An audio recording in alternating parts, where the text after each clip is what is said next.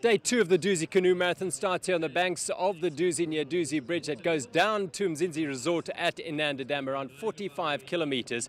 Andrew Burkett and Sibonelo Zondi have a 5-minute and 29-second lead over Hank McGregor and Jasper Mocker. The top crews left the start in elapsed time under cloudy skies, with just 2 major portages and the release of water from Nagle Dam ensuring that after the confluence with the Mgeni, the river would be fairly pumping and would favour the strong paddlers.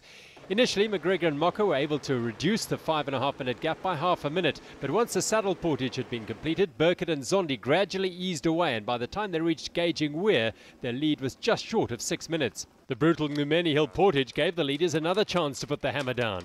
And then the so-called Big Three rapids of Day 2, Tombi, Hippo and Gumtree, were dealt with comfortably by both the leading crews.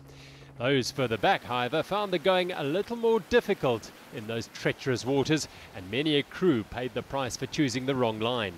With their lead nudging 7.5 minutes, Burkett, the World Under-23 Marathon champion, and Zondi hit the dam and put in a huge effort over the 13 kilometres and crossed the line well ahead of an exhausted Hank McGregor and Jasper Mocker. But that was a tough day of racing. We had to hold a really high pace to keep those guys off. Hank and Jasper were strong paddlers, and we knew and we were happy that they were going to try and catch us, and that's what you want when you race against guys like that.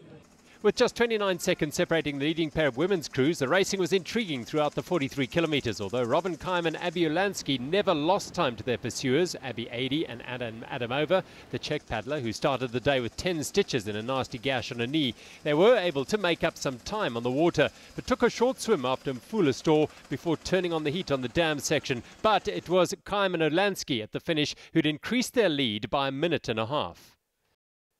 Barring incident or accident, Burkett and Zondi should have the Dusi for 2014 in the bag with an 8-minute and 56-second lead. In the women's race, it's much closer, although Adi and Adam will paddle around Burma and Keim Olansky will run over the top.